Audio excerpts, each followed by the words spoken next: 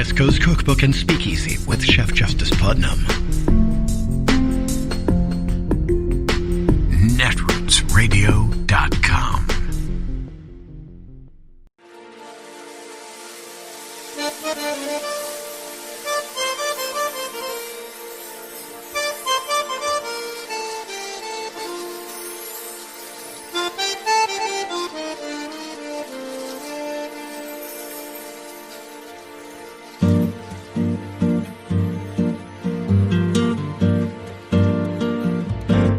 Je voudrais du soleil vert, des dentelles et des théières, des photos de bord de mer, dans mon jardin d'hiver. Je voudrais de la lumière, comme en Nouvelle-Angleterre. Je veux changer d'atmosphère, dans mon jardin d'hiver. Ma fleur sous la pluie de novembre, tes mains qui courent, je n'en peux plus de t'attendre. Les années passent, qu'il est loin, là je tombe. Nul ne peut nous entendre. Je voudrais du Fred Astaire, revoir un latte. I would like Dr. Fauci, if you don't mind, to follow up on what the president is saying. Should Americans have hope in this drug right now? No, there really isn't that much of a difference in many respects with what we're saying. The president feels optimistic about something, his feeling about it. Fundamentally, I think it probably is going to be safe. But I like to prove things first. So it really is a question of not a lot of difference. It's the hope that it will work versus proving that it will work. So I don't see big differences here. I agree. Sir, your message to Americans. I agree. It was very clear that there were things that were said, be it regarding things like hydroxychloroquine and other things like that, that really was uncomfortable because they were not based on scientific fact. I can tell you, I take no pleasure at all in being in a situation of contradicting the president. So it was really something that you didn't feel that you could actually say something and there wouldn't be any repercussions about it. The idea that you can get up here and talk about what you know, what the evidence, what the science is, and know that's it. Let the science speak. It is somewhat of a liberating feeling. Liberated Dr. Anthony Fauci at the White House briefing yesterday. Good morning and welcome to Morning Joe. It is Friday, January 22nd. Along with Joe, Willie, and me, we have Washington anchor for BBC World News America, Katty Kay joins us. And White House editor for Politico, Sam Stein, joins us this morning. So President Biden laid out a comprehensive strategy against coronavirus yesterday. Biden has immediately signed an executive order for masks to be worn during interstate travel on airplanes, trains, buses, and at airports, and requiring travelers coming into the country to prove they have a recent negative coronavirus test, and that they will comply with quarantining guidelines once they've arrived. He's also directed agencies to use the Defense Production Act and other powers to manufacture badly needed protective gear and vaccine supplies. Biden called on Congress to get behind his efforts, saying the U.S. death toll will likely reach 500,000 next month. Our national plan launches a full-scale wartime effort to address the supply shortages by ramping up production and protective equipment, syringes, needles, you name it. And when I say wartime, people kind of look at me like wartime. Well, as I said last night, 400,000 Americans have died. That's more than have died in all of World War II. 400,000. This is a wartime undertaking. Today, I'm signing an executive action to use the Defense Production Act and all other available authorities to direct all federal agencies and private industry to accelerate the making of everything that's needed to protect, test, vaccinate, and take care of our people. I know these bold, practical steps will not come cheaply, but failing to do so will cost us so much more dearly. I look forward to working with members of both parties in the Congress. We're in a national emergency, and it's time we treat it like one, together with a national plan as the United States of America. We played some of this at the top. Dr. Anthony Fauci stepping up to the White House briefing room podium for the first time in months yesterday and spoke pretty freely about how he felt of the previous administration and how it handled the coronavirus pandemic.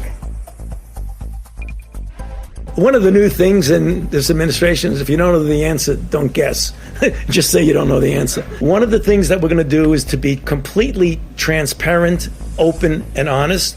If things go wrong, not point fingers, but to correct them and to make everything we do be based on science and evidence. I mean, that was literally a conversation I had 15 minutes ago with the president. The idea that you can get up here and talk about what you know, what the evidence, what the science is, and know that's it. Let the science speak. It is somewhat of a liberating feeling. We certainly are not starting from scratch. We are continuing, but you're going to see a real ramping up of it. The goal that was set by the president of getting 100 million people vaccinated in the first 100 days is quite a reasonable goal. If we get 70 to 85% of the country vaccinated, let's say by the end of the summer, middle of the summer, I believe by the time we get to the fall, we will be approaching a degree of normality. I mean, Willie, that's really the headline out of that entire press conference. A lot of Americans hearing Dr. Fauci saying, if we can get 75, 80 million out there by midsummer, then we're going to be approaching normality by the fall, normalcy by the fall. And we've heard in President Biden's first 2 days that he's doing all the things that not only this show, but so many other people and healthcare experts were begging Donald Trump to do starting in March, which is let's nationalize this, use the National Production Act, the Defense Production Act, throw everything that you've got at this. And the President Trump just refused to do that. Obviously, a new sheriff's in town. It is Friday, the 22nd of January of 2020, and you are in West Coast Cookbook and Speakeasy. I am your chef de cuisine, Justice Putnam. Gunner the English Bulldog is our snoozing sous chef. And our daily special is Blue Moon Spirits Fridays, because we are all Nighthawks in the Diner of Life. Well, it just feels so refreshing to have what might turn out to be a relatively quiet weekend. I suppose we're going to have to get used to it. Now, some of us remember what that was like because we are of age. But there's a lot out there in the world that apparently all they know is tumult and turmoil for the weekends rather than restful recreation. Now, on the other hand, we have a pandemic, and it doesn't seem to be relinquishing its throttling control over our throats, and we should still take care. Boy, it really is actually another calming effect just to have a strategy, a plan, and to have that plan expressed in terms that, most people can understand, because apparently there's 70 million who voted for the other guy who have no understanding of one whit.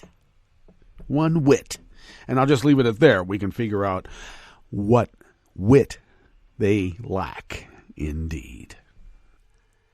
In fact, they follow that age-old axiom that, age-old only because I'm of age. How about you? To me, it's a very age-old axiom, and that is, crooks always think they're smarter than the cops. Which brings us to why these Republicans insist on attempting to bring guns onto the floor of the House, even though there's a rule that says if you do it, you're going to get docked $5,000 out of your pay, your congressional pay. Well, I know there are some elected Congress people. Now, we have to understand, some of these Congress people aren't of means, but a lot are. And they get funded by various special interest groups that oftentimes don't want to be known. That's how special they are. And so, maybe a $5,000 fine for breaching the metal detector or magnometer is just, what? It's just the cost of doing business. It's a parking fine. It's just nothing. $5,000 to a lot of other people is quite a bit. Okay, let's just make it clear. So we have this Burbot gal from Colorado. The one that owns the Bimbo gun bar. Bimbo bar? Yeah, gun-toting Bimbo bar. Yeah, she became famous by wearing cutoffs and a prominent handgun of semi-automatic nature right there on her hip for everybody to see. And they liked it, and they came in, and most of them tend to be white nationalists, Proud Boys, and neo-Nazis, because that's how they like it. So somehow she got elected to office. And anyway, she continues to breach the metal detector and just go right on in. Because crooks always think they are smarter than the cops. There's some other Congress people who have, let off the metal detector buzzer, or whatever the warning signal is, and said, oops, here, let me give you my gun. And people say, I don't have a gun permit. You're not handing me that bag of drugs. Forget you. So there are some that they're actually stopping and saying, you can't come in. But they continue to let Burbot get around that metal detector, go right through it. Because normally when you are investigating a perp, you continue to let them break the law because you're trying to get somebody bigger, maybe. And who might that be? Who's bigger than a Burbot? I don't know. Maybe it starts with C and ends with Cruz. Maybe it starts with an H and ends with Holly. Who else? Well, I think there's quite a few. So far, apparently 20, 30 local and state officials have been arrested for breaching and seizing the Capitol. They went right inside. They could have used the excuse that Houston cop used. That only reason he went in is that he wanted to look at some historical art. Oh, really? Were you thinking of maybe selling it on eBay? Everybody goes to Amazon now, don't they? And so all these electeds, and I've always said, political insurgencies are always local. They usually are. They built up, taking over a school board meeting here, a health department meeting there, a whole city council gets taken over by, Rajneeshas and neo-Nazis. Then the next thing you know, they're trying to move up in the political world, maybe on county and state level, and they start poisoning people at the Sizzler salad bar. Next thing you know, there's a new sheriff in town. Well, hey, there is a new sheriff in town. And that report that showed those conspiracy-addled right-wing white nationalists are really the threat. And we don't have to worry about caravans of ISIS roaming our streets because we have the homegrown variety here. We're going to attend to them. And, of course, traitors like Ron Johnson is up in arms. Oh, if you're going to just go after this impeachment, it's just vindictive revenge. Well, you know what? It's been asked, what was Timothy McVeigh's trial? What was that? Well, I think to the white nationalist traitors like Ron Johnson, it would have been vindictive revenge. Because apparently these people are at war with the United States. Or let me put it this way. They're at war with America and Americans. And who are Americans? Well, we're that Norman Rockwell painting with people from around the world. We're all here. And that is the most frightening thing. So frightening that they'll storm the Capitol in an insurgency to install Donald Trump as titular head forever. Well, forever is what, for his life. And then, install one of his kids. Or all of them. Install all of them. Let them duke it out and see who goes up on top of Ivanka. I put my bet on Ivanka. Okay? Anyway, right now we don't have to worry about that happening right now because there is a new sheriff in town. And Nancy is not very happy about the fact that maybe a Burbot was actively involved in this insurgency to the point of criminal indictment, investigation, sentencing, and incarceration. But I don't think it ends with Lauren Burbot. Squeaky. Nope, not one bit, because this started a bit before her time even on this luminous earth. And that's why we cannot give up. Now, I heard Jamie Harrison, the head of the DNC now, saying that, they're going to work and they're going to keep working for 4 years, But look, Jamie, we got midterms coming up. We got to start working hard for 2 years, okay? 2 years, and then we'll look at the general after that. We need to turn the tables. We need to come out in massive numbers at the midterms to assure that we are able to continue to govern. When you have Mitch McConnell still acting like he's Senate Majority Leader, putting out proclamations. Give me a break, Mitch. He's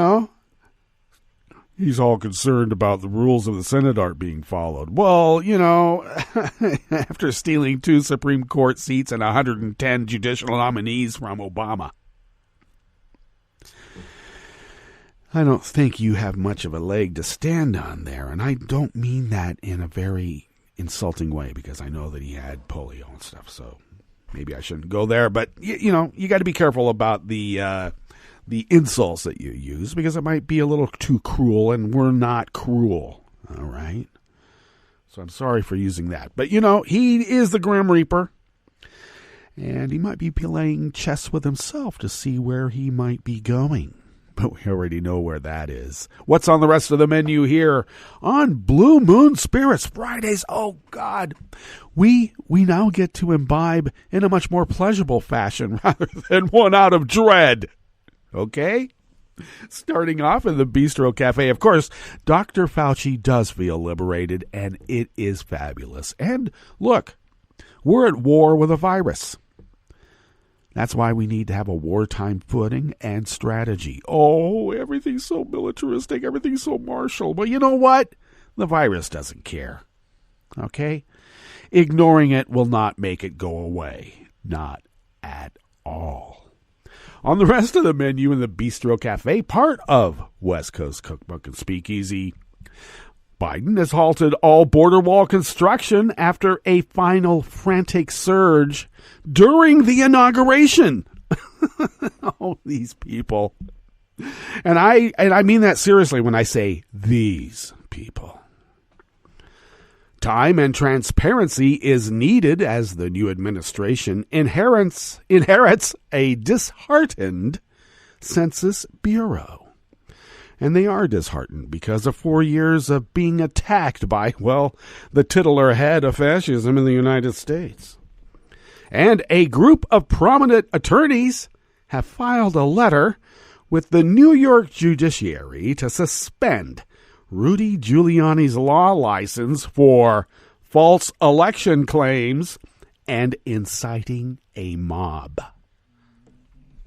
After the break, we move to the chef's table, where Albania expelled a Russian diplomat for not respecting the country's virus lockdown rules.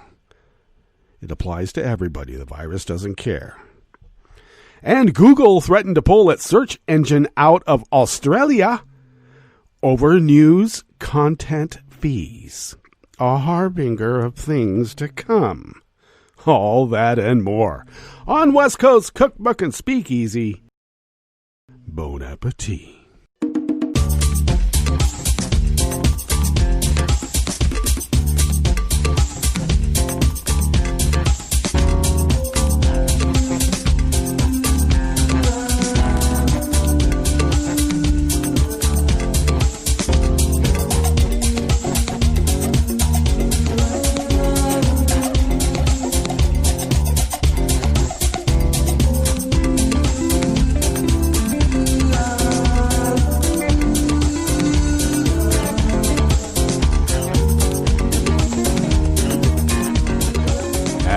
Bottom of our homepage at netrootsradio.com. To the right of the page is our chat room link, monitored by Kelly Lincoln. Thank you, Kelly.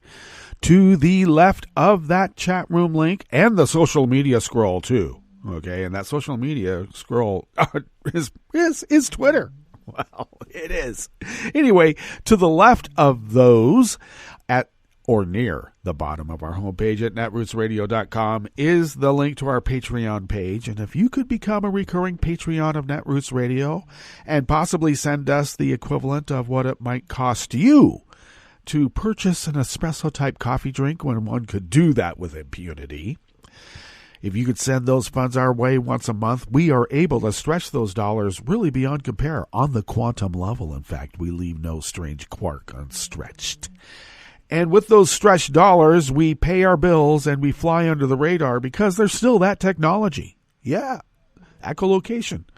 And with flying under the radar, we are then able to continue, well, our resistance radio, but we're part of the reigniting of democracy as well, which you might find out when you go to our homepage at netrootsradio.com. So thank you for your generosity to those of you who have been so generous, and we give a preemptive thanks to those who will consider it in the future. If you would like to follow Netroots Radio on Twitter, I just mentioned it. It's over there by the chat room link there, that social media scroll. Well, you can just go to at Netroots Radio. Tom takes care of it. We thank Tom for that and everything else that he does, and thank you, Kelly, for everything that you do too. Follow me on Twitter at Justice Putnam. I post the show notes and links diary on, I still call it a diary, okay? I always will, because I'm of age, of a certain age. Anyway, I post the show notes and links diary on Daily Goes about 10 minutes before showtime, and post that up on social media, which, well, Twitter happens to be part of that social media, and you know what the other ones are. Follow the show on Twitter at Cookbook West and pick up podcasts by way of Spreaker, Stitcher, TuneIn, iHeart, YouTube, iTunes. And wherever podcasts can be found. They're everywhere. Everywhere. Just a program note here for Netroots Radio's programming notes before we dive into this first offering here in the Bistro Cafe of West Coast Cookbook and Speakeasy, is that we are honored to be able to include in our lineup here at Netroots Radio Daily Co's The Brief. And that will be on Thursdays at 5 p.m. Pacific time. And you can figure out what time that is in your time zone. And so that's with Marcos and Carrie. They give a weekly summary and analysis of the week. So tune in. And, of course, they do have it available on Apple Podcasts, so find the podcast there. But tune in on Thursdays, 5 p.m. for the Daily Coz's The Brief. All right.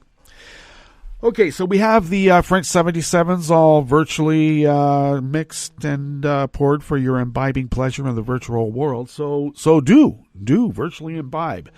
Even in the virtual world, you need to take care because it is, though very tasty, in fact, it is the most balanced cocktail in the world in the history of cocktails. It is also a very potent spirit. Indeed. So take care. Elliot Spaggett of the Associated Press brings us this first offering here. We're going to get into it. Don't worry. In the days before Joe Biden became president, construction crews worked quickly to finish Trump's wall at an iconic cross-border park overlooking the Pacific Ocean, which then First Lady Pat Nixon inaugurated in 1971 as a symbol of international friendship. Well, we're not going to have any of that during the Trump administration, would we? No, we didn't. But Biden on Wednesday ordered a pause on all wall construction within a week. One of 17 executive orders issued on his first day in office, including 6 dealing with immigration. The order leaves billions of dollars of work unfinished, but still under contract. Oh, we just have to finish it because it's under contract. And after Trump worked feverishly last year to build more than 450 miles, a goal he said he achieved 8 days before leaving office. Yeah, right. As of January 15, the government spent $6.1 billion of the $10.8 billion in work it signed. It signed contracts to have done, according to a Senate Democratic aide with knowledge of the contracts who spoke on condition of anonymity because details have not been made public.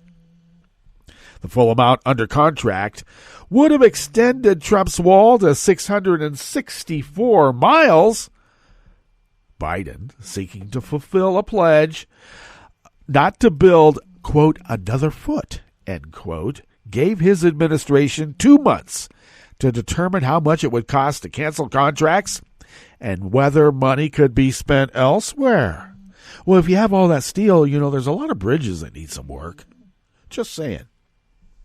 The Senate aide said fees would be negotiated with contractors, and the administration would seek to spend whatever's left on related uses on the border, such as roads, lights, sensors, and other technology. We could pick up some of the funds if we, made the Bundys pay their grazing fees after how many decades?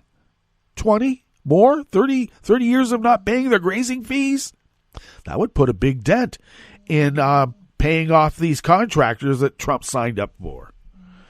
Anyway, if you signed a contract with Trump, were you really expecting to get paid? Were you?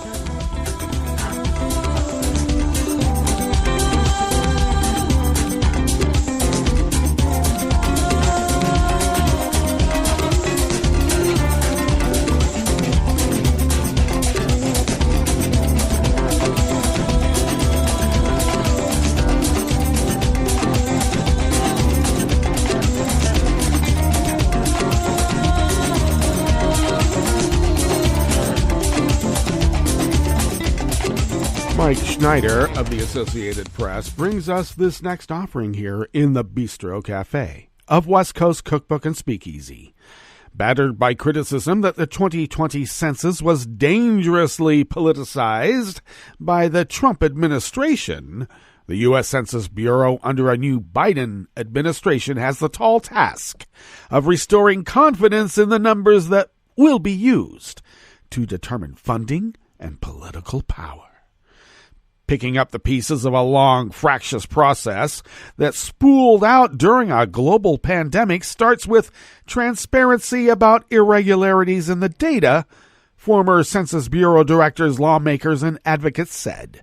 They advised the new administration to take more time to review and process population figures to be sure they get them right. The high-stakes undertaking will determine how many congressional seats and electoral college votes each state gets, as well as the distribution of $1.5 trillion in federal spending each year. According to critics, the damage includes a failed effort to add a citizenship question to the 2020 census questionnaire and a Trump order to figure out who is a citizen and who is in the U.S. illegally, because no one is illegal. All right? Why even quantify that? They say another Trump directive to exclude people in the country illegally from the apportionment of congressional seats, shorten schedules to collect and process data, and 4 political appointments to top positions inside the Bureau also threaten the count's integrity. Census workers across the country have told the Associated Press and other media outlets that they were encouraged to falsify responses in the rush to finish the count so the numbers used for determining how many congressional seats each state gets could be produced under the Trump administration, because Trump only knows how to cheat. Census Bureau officials said such problems were isolated. You mean isolated among the whole Bureau? Census advocates were heartened on Wednesday by President Joe Biden's quick revocations of Trump's order to produce citizenship data and the former president's memo attempting to exclude people in the U.S. illegally from the apportionment count. The Biden administration also has pledged to give the Census Bureau the time it needs to process the data.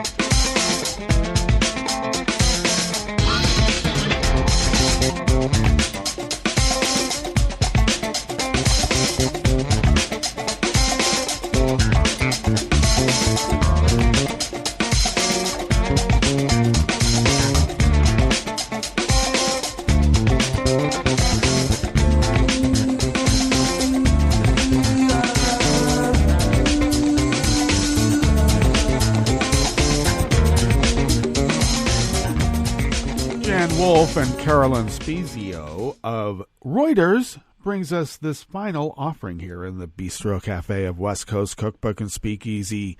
Blue Moon Spirits Fridays, because we are all Nighthawks in the Diner of Life.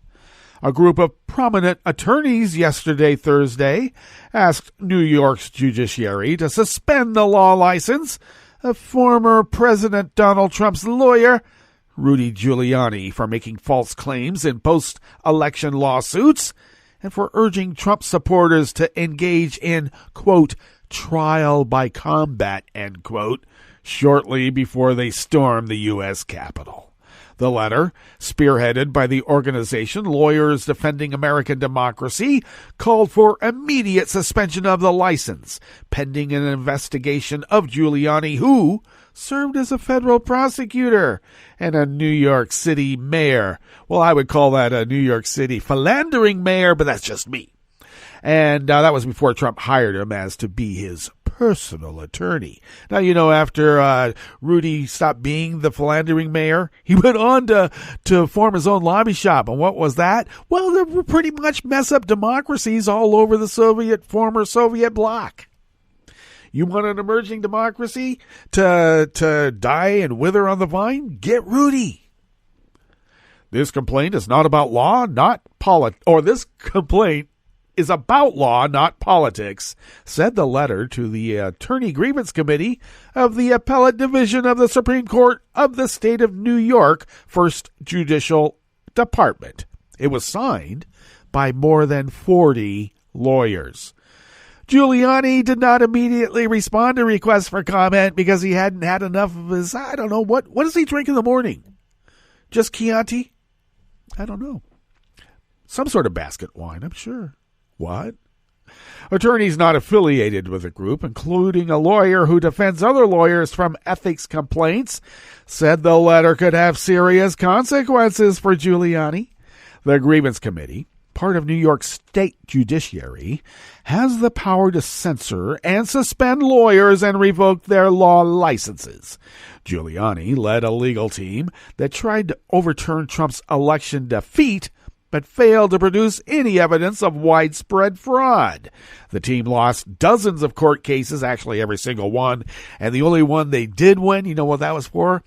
They could stand 6 feet away from the count instead of 10. Let's see. And that the U.S. Supreme Court and President Joe Biden's victory was confirmed.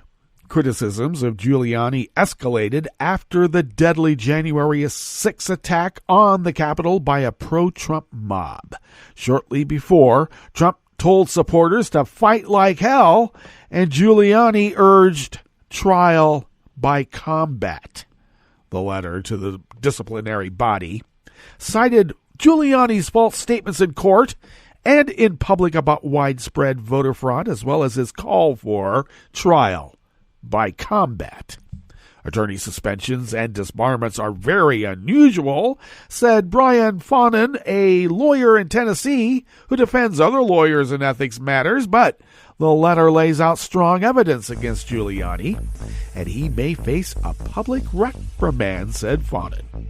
If I got a complaint like that on behalf of a client, I would be worried, he said. Attorney disciplinary bodies typically do not publicly announce an investigation, but will reveal any punishments they hand down. Yes, they will. Okay, that takes us to our break, and when we get back from that break, we will go through weather from around the world, and we will finish up with the stories that we've curated for you today. You are listening to West Coast Cookbook and Speakeasy, and we will be right back. You are listening to netrootsradio.com. Please hang up and try again.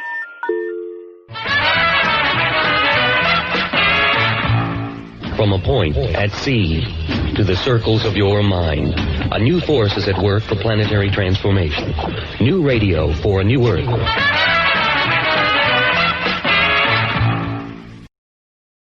This is Take Two Movie Review. I'm Clinton Johnston. This week, What Sci-Fi Sky? In The Midnight Sky, producer-director George Clooney plays an astronomer who, in his youth, proposes human colonization of a newly discovered habitable moon around Jupiter. He dedicates his life to that dream, managing, in his zeal, to alienate his lover, inexplicably drawn to this clearly unavailable man, and to blow any chance at a family, which brings us to the start of the movie. Decades later, when a man-made disaster has killed the Earth's surface, and survivors are heading off to shelters. Our astronomer is now old and dying of some kidney malfunction, but insists on remaining alone at an Arctic station, one of the last habitable places on Earth for now.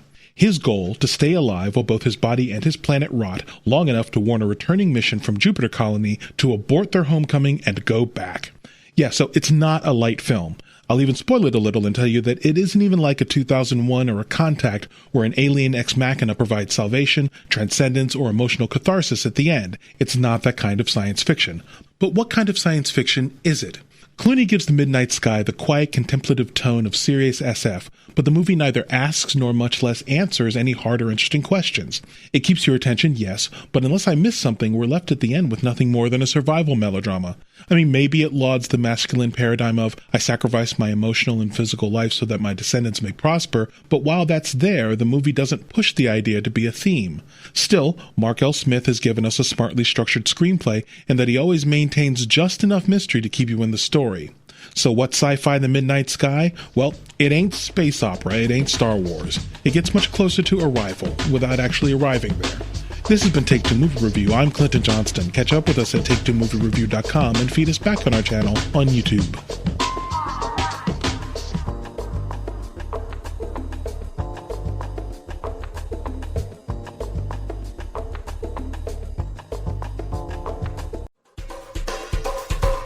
This is Scientific American 60-Second Science. I'm Aline Augenbraun. Dogs were the first animals to be domesticated, and they stuck with us as we changed lifestyles from hunting-gathering to farming to city living. The dog is a species that is intimately linked to human history. Anders Bergstrom, a postdoc at the Francis Crick Institute in London. He and his colleagues studied the genomes of 27 ancient dog bones dug up around the world. They found that by 11,000 years ago, we see that the dog started to diversify genetically. So we find evidence of at least 5 major lineages of dogs already at this time. Dog remains have been found in Europe, Asia, and the Americas in a pattern similar to how humans moved and mixed. To a large degree, the history of dogs seems to have been shaped by human history. So likely reflecting how when humans moved, they would have brought their dogs with them. Ancient humans clearly found dogs to be very useful. In the Arctic, there's evidence that sled dogs actually emerged very early, and people used them for the particular purpose of sledding, perhaps as early as 10,000 years ago. A few modern breeds, like the African Basenji, New Guinea singing dog, or Australian dingo, are similar to one of the 5 ancient lineages. Most other modern breeds derive at least in part from European dogs, which came to dominate dog genomes. If you go back 4,000 or 5,000 years ago, there's a great diversity of dogs in Europe. But at some point, there was probably a single population that expanded and basically replaced other populations in Europe. So this was something that we did not predict, and you couldn't really see just from studying archaeology. But when we look at the DNA, we see that there's all this diversity in the past that is not represented in present-day dogs. The study is in the journal Science, where you'll find maps of dog migrations over time. One odd finding: about 11,000 years ago, it looks like dogs spread more widely than humans did. That's actually a process we don't really understand. So how could the dog spread so quickly and widely? We're not aware of any human migrations at this time that could have facilitated the spread of the dog. But somehow it spreads very quickly to human groups all across the world. Perhaps because it was a very useful thing for these early human hunter-gatherer groups. Humans were also useful to dogs. Prehistoric Petcos didn't exist, so dogs probably ate what humans did. And as humans started to farm, both species quickly adapted to digest more grains. The number of copies of a starch-digesting gene in both humans and dogs increased in the generations following the invention of agriculture. Yeah, so that's a very striking example of convergent evolution between humans and dogs. So in a way, it's kind of interesting to think of the dog as a kind of an evolutionary experiment that runs alongside human history and undergoes the same lifestyle changes that we do. For Scientific American's 60-Second Science, I'm Aline Augenbraun. I'm probably okay to have one more drink before I drive home. I'm probably okay. I open the window to stay alert. Probably okay. I just popped some gum in my mouth. Step out of the car, please. I probably made a mistake. Probably okay isn't okay when it comes to drinking and driving. If you see a warning sign, stop and call a cab, a car, or a friend. Buzzed driving is drunk driving. A message brought to you by NHTSA and the Ad Council. This is an important message from the U.S. Department of Health and Human Services. When it snows this winter, make sure you clear more than your driveway. Before you hit the road and before you get in the driver's seat, check to be sure that your vehicle's tailpipe is clear of snow. If the tailpipe is blocked, carbon monoxide, an odorless, colorless, and deadly gas produced by your engine can build up quickly inside your vehicle, poisoning anyone inside. To learn more, call 1-800-CDC-INFO. That's 1-800-232-4636. In 2012 in the United States, about 317,000 motor vehicle crashes involved a large truck. 26,000 truck drivers and their passengers were injured in these crashes, and about 700 died. Trucker safety requires an alert, buckled-up, experienced driver with a reliable vehicle and a strong employer safety program.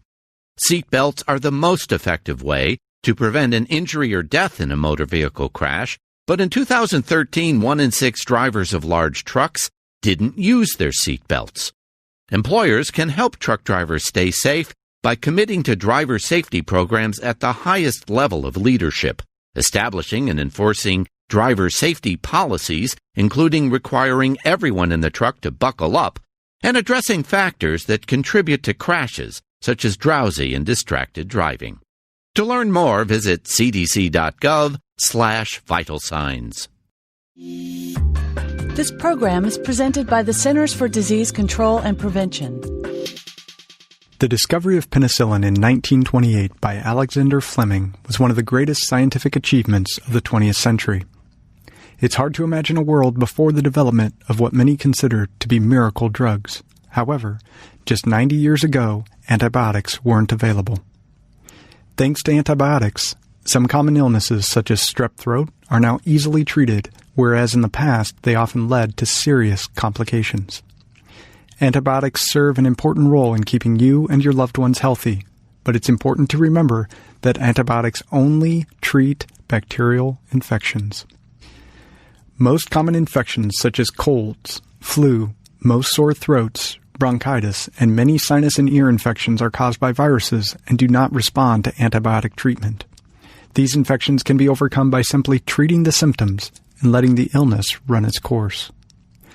Unfortunately, antibiotics have often been overused, resulting in decreased effectiveness and an increase in antibiotic-resistant diseases. Antibiotic resistance, or the increased ability of bacteria to survive in the presence of antibiotics, has become a major public health threat that we all need to help fight.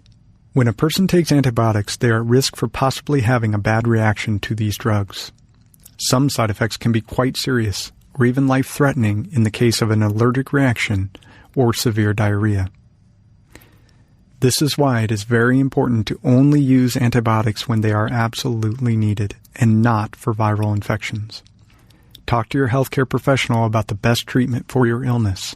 If it is caused by a virus, follow his or her recommendation for treating the symptoms.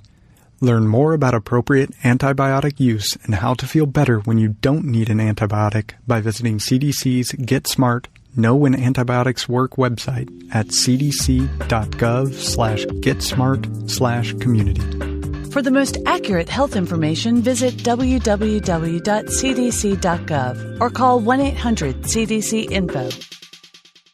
Hi, I'm Tom Hartman, and since you're listening to netrootsradio.com, show your progressive side and go to the donate button on the bottom of the homepage. It's progressives like you who power Netroots Radio and keep the progressive message beaming everywhere 24 hours a day. Just go to our donate button at the bottom of netrootsradio.com. Thank you for keeping progressive radio at full power.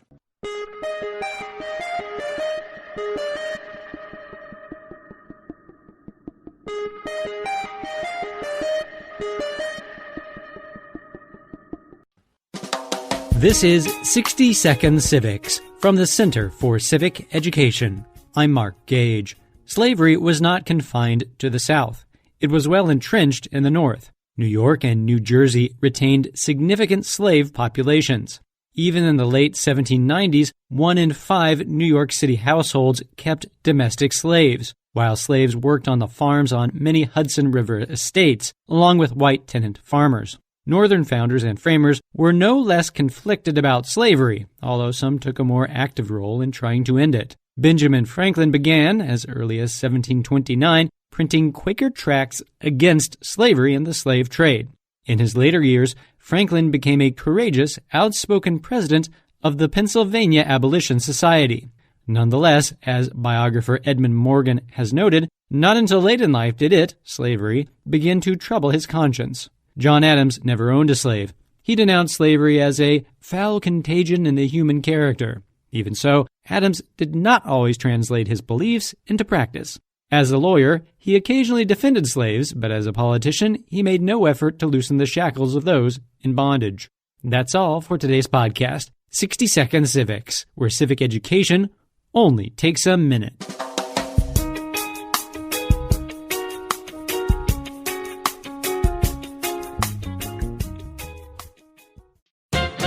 You can't poke into any issue in Congress without stumbling over sacks full of corporate campaign donations. And the recent eruption of pro-Trump mob violence inside the U.S. Capitol exposed boodles of that special interest cash to public view, much to the embarrassment of major Wall Street banks, Silicon Valley tech giants, and CEOs of brand-name corporations. Hundreds of thousands of their political dollars were traced to the mayhem in our Capitol. Specifically, their money was going into the coffers of 147 Republican lawmakers who backed the fraudulent Trumpster attempt to overthrow last fall's presidential election. Acknowledging the damage these revelations did to their public image, the corporate interests responded forcefully. How? They issued press releases condemning violence. Well, that'll make things better. Okay, in fairness, quite a few firms added a bit of bite to their bark by suggesting that maybe they wouldn't be so cavalier about tossing out political contributions in the future. Citigroup, J.P. Morgan, and Goldman Sachs announced that they would, quote, pause donations to all candidates. Other groups like Marriott said they were suspending donations, and others like FedEx said they were monitoring the situation. Notice the profusion of wiggle words in these professions of corporate principle? The executives are really not biting the system, but merely gumming it for a while. Then, once public attention has drifted, the corporate congressional complex will be back to business as usual. After all, while they deplore Trump's racism, sexism, xenophobia, and overall immorality, they've gleefully taken it all to the bank, rationalizing, legitimizing, and profiting from his corrupt presidency. This is Jim Hightower saying it's not armed rioters from outside the system who are the main threat to our democracy, but insiders who manipulate the system at our expense.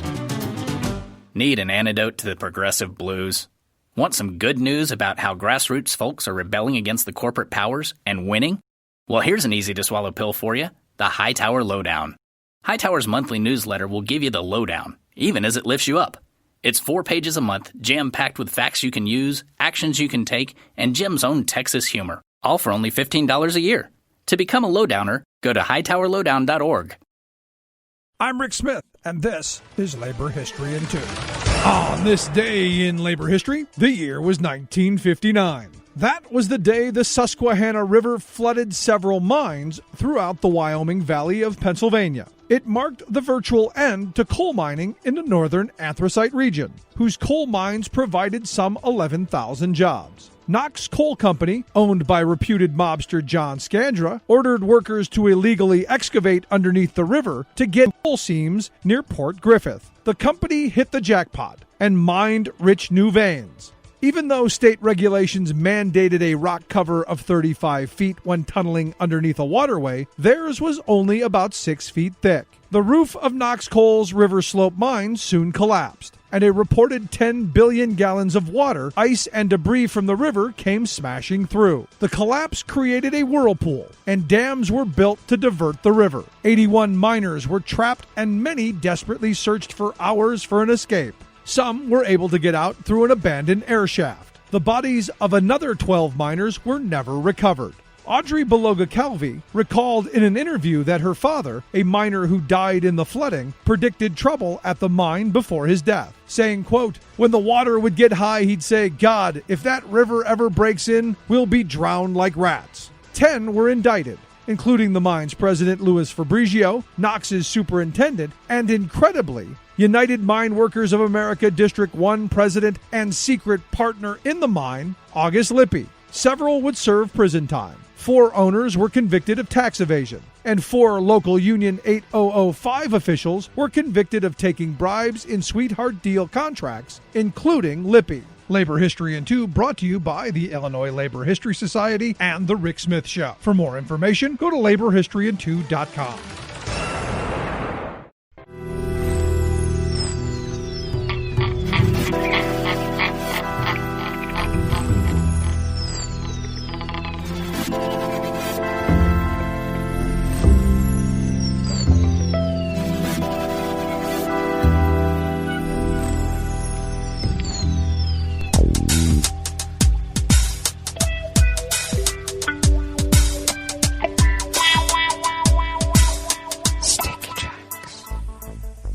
Thank you for accompanying us here to the chef's table at West Coast Cookbook and Speakeasy, Blue Moon Spirits Fridays.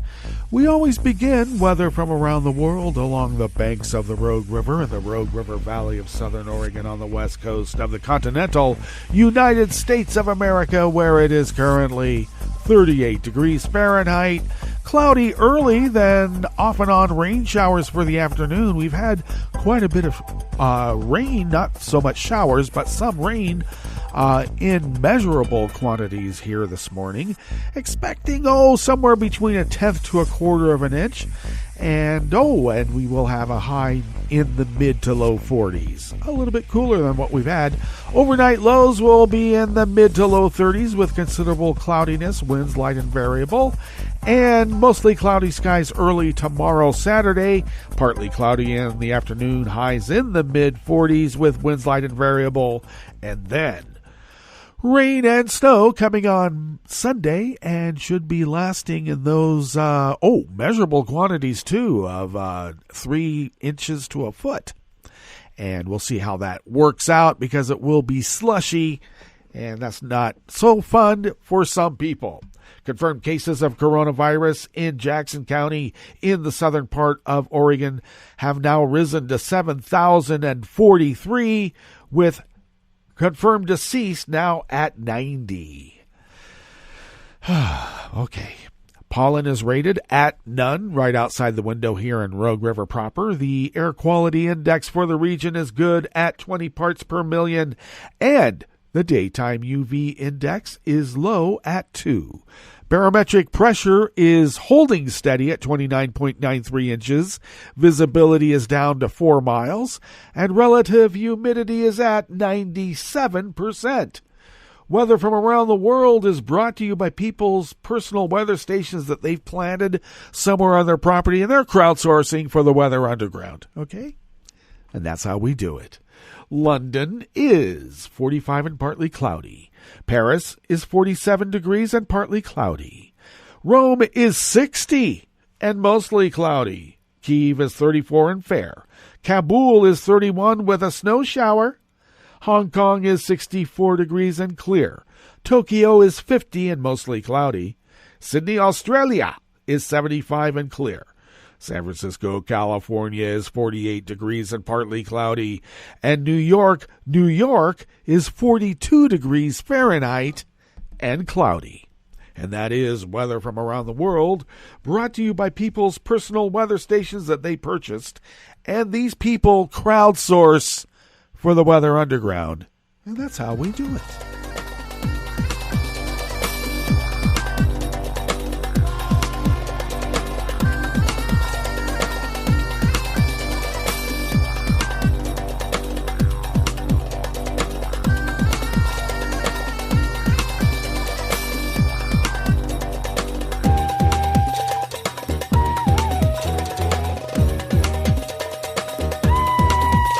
Anonymous Associated Press staff bring us this first amuse-bouche here at the chef's table at West Coast Cookbook and Speakeasy, Blue Moon Spirits Fridays.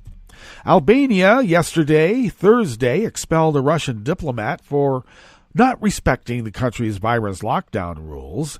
An Albanian foreign ministry statement declared Alexei Krivoshev person non grata, asking him to leave the country within 72 hours. The ministry said that since April of last year, there were continuous violations from the diplomat. It said Albanian authorities first contacted the ambassador, but the diplomat still persisted in breaking pandemic restrictions. The ministry did not provide details on the violations or give the post of the diplomat. Albania has set an overnight curfew, mandatory use of masks indoors and outdoors, and social distancing. We hope that such a decision at such a very challenging time for the globe will be well understood from the Russian side as a necessary step to protect the health and security of everyone in Albania, a ministry statement added. Albania resumed diplomatic ties with Moscow in 1991, 30 years after the country's then communist regime severed previously close relations with Russia.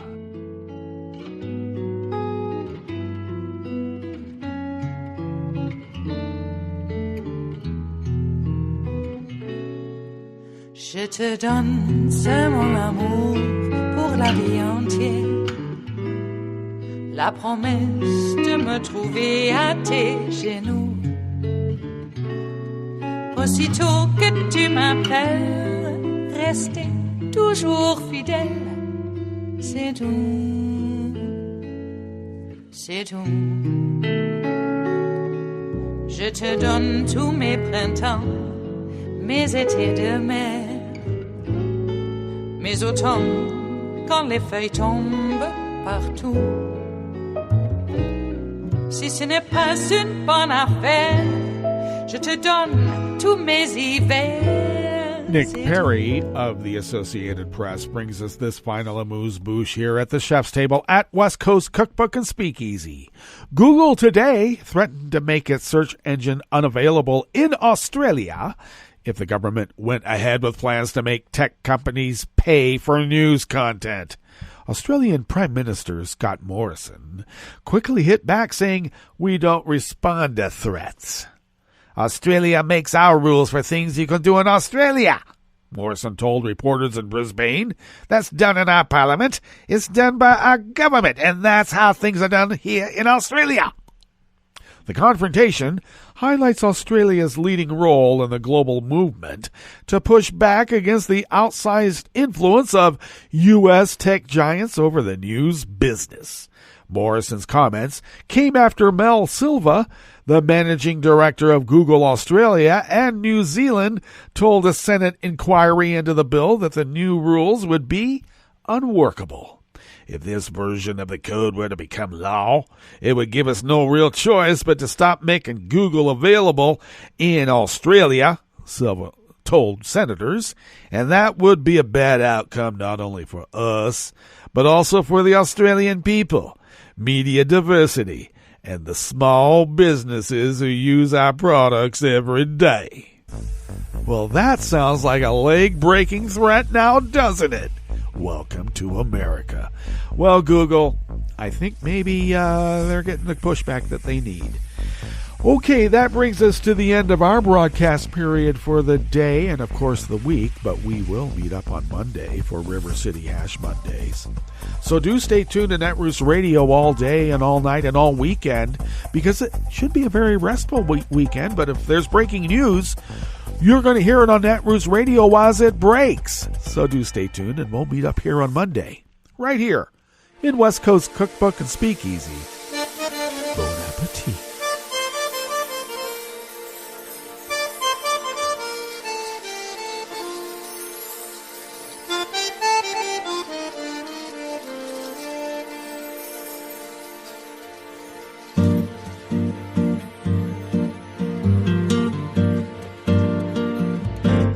Je voudrais du soleil vert, des dentelles et des théères, des photos de bord de mer, dans mon jardin d'hiver.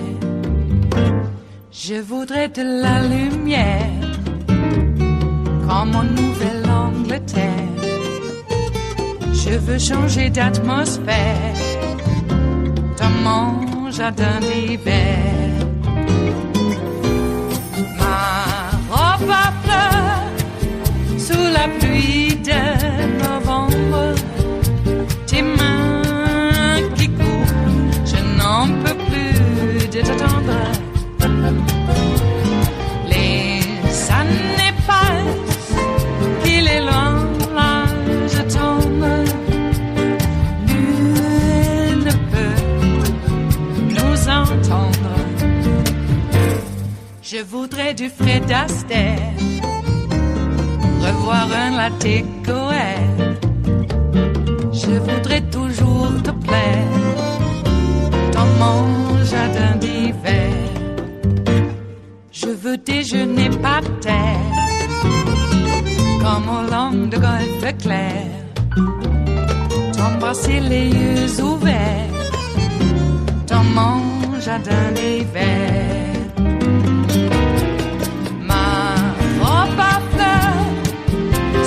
Pluie de novembre, tes mains qui courent, je n'en peux plus de t'attendre.